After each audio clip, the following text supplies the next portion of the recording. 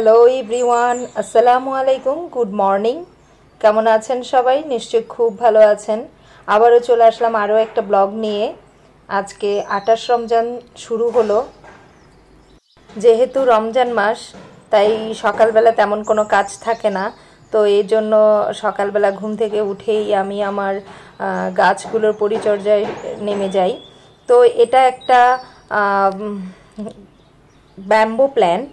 তো আমি এটাকে কিনে এনেছিলাম নার্সারি থেকে। তারপর এটা একটু বাঁকা মতন ছিল, তো আমি এটাকে একই সাইজের করে টুকরা টুকরা করে কেটে পানিতে ভিজিয়ে রেখেছিলাম।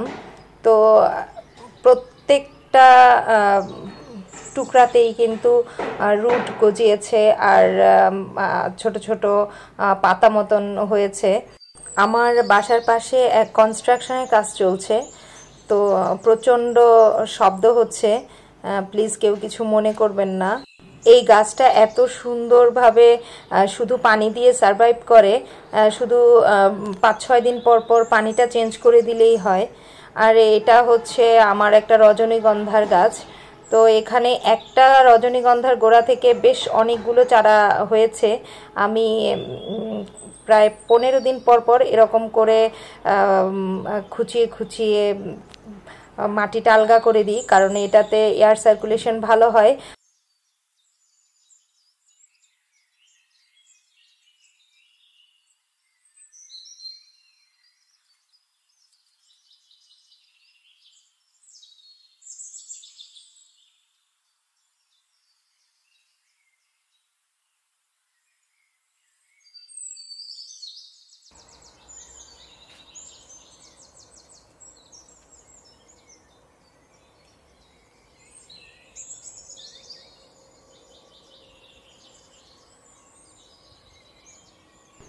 আমি এই বেলি ফুল গাছটা নার্সারি থেকে এনেছিলাম।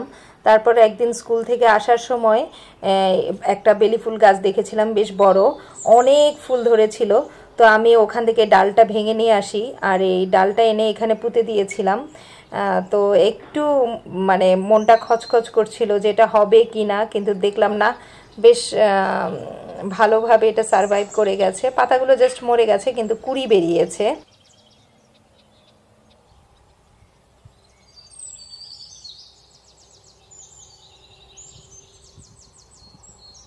আজকে সকালবেলা একটা পার্সেল এসেছে। আমি একটা হ্যান্ড কাটার অর্ডার করেছিলাম, সেটাই আজকে সকালে এসে পৌঁছালো। তো আমি ভাবলাম যে আপনাদেরকে নিয়ে এটা আনবক্সিং করি। তো এখন এটা খুলে দেখি এটা কী অবস্থা। চেষ্টা করলাম হাত দিয়ে খোলার জন্য, কিন্তু পারলাম না, শেষমেশ কাঁচি দিয়ে কাটতে হলো।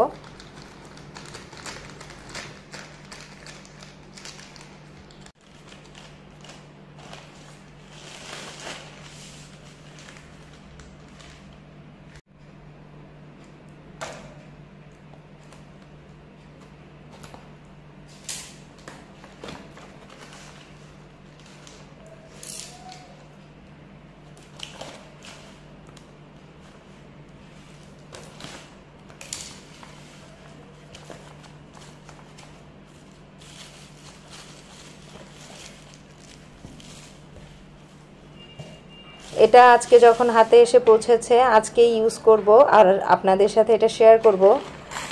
আমরা এখন খুব আরামপ্রিয় হয়ে গেছি, পেঁয়াজটাও হাতে কাটতে পারি না। একদম সব কিছুর জন্যই আমাদের এই কিচেন গ্যাজেটগুলো লাগে। তো চলেন আমরা এটা দেখি।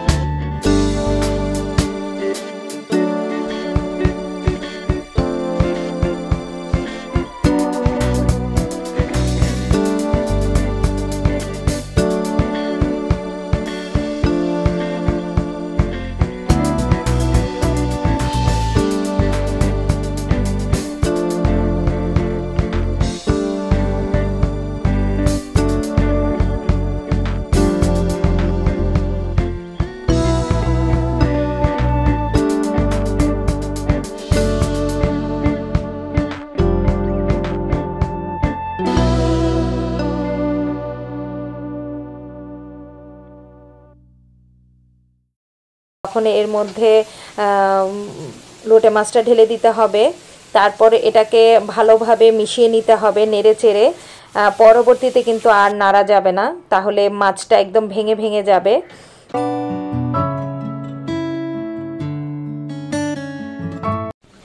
আমি এই কাঁচামরিচগুলো এর আগের ভিডিওতে দেখিয়েছি, কেটে আমি বক্সে ভরে ডিপ ফ্রিজে রেখে দিয়েছিলাম। এগুলোই এখন আমি ইউজ করব।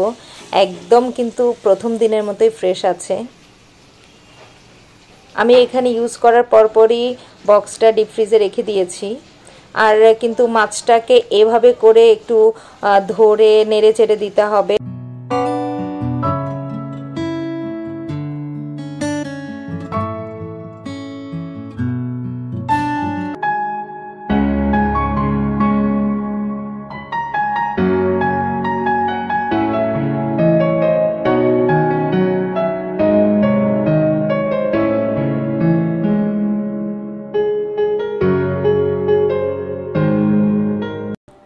আমার চিকেন রান্না হয়ে গেছে। আমি সব কিছু দেখে চেক করে নামিয়ে ফেলবো।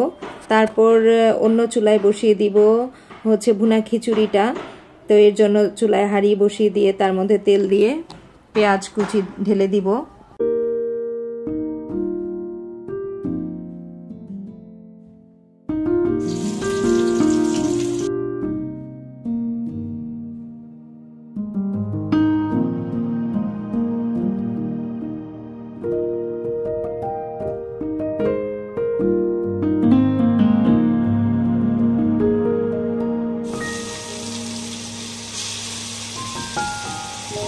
পেঁয়াজটা একটু ভাজা হলে তার মধ্যে আদা রসুনের পেস্ট আর পেঁয়াজ বাটা দিয়ে একদম এটার স্ট্রং ফ্লেভারটা না যাওয়া পর্যন্ত ভেজে নিব। মশলাগুলো ভালো করে ভাজা হলে এর মধ্যে দিয়ে দিব গরম মশলা গুঁড়া, ধনে গুঁড়া, জিরা গুঁড়া আর সামান্য হলুদ গুঁড়া দিয়ে মশলাটা একটু ভেজে নিব। তার মধ্যে দিয়ে দিব আগে থেকে ধুয়ে রাখা চাল আর ডালগুলো দিয়ে ভালো করে নেড়ে চেড়ে চাল ডালগুলোকে ভেজে নিতে হবে। তাহলেই কিন্তু খিচুড়ি বা পোলাও সব কিছু একদম ঝরঝরে হবে। চালটা আগে থেকে ধুয়ে কিছুক্ষণ ভিজিয়ে রেখে তারপরে যদি স্ট্রেনারে ছেঁকে নিয়ে তারপরে রান্না করা হয় তাহলে কিন্তু খুব দ্রুত রান্না হয়।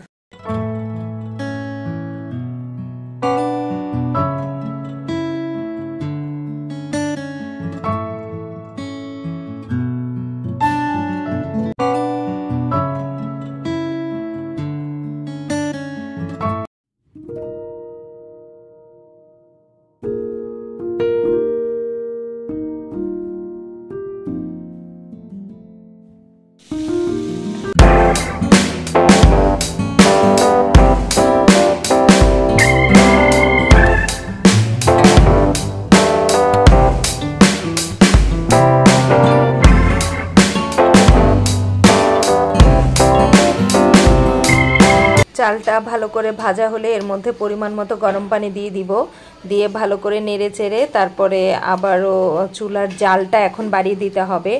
একদম হাই ফ্লেমে এটাকে রান্না করতে হবে। তার মধ্যে দিয়ে দেব কয়েকটা কাঁচামরিচ।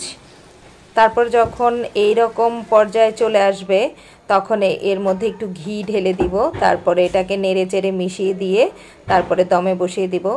এই তো হয়ে গেল আমার আজকের ইফতার। একদম সাদামাটা খিচুড়ি। তো একদম কিন্তু খুব ঝরঝরে হয়েছিল এবং ভীষণ মজা হয়েছিল খেতে। তো আজকে এই পর্যন্তই। সবাই ভালো থাকবেন, সুস্থ থাকবেন, পজিটিভ চিন্তা ভাবনা করবেন, সেফ থাকার চেষ্টা করবেন, ঘর থেকে বের হবেন না। আমার জন্য দোয়া করবেন। আল্লাহ হাফেজ। Like a ransom note, if I give in, will you come home? I put everything I had into getting you.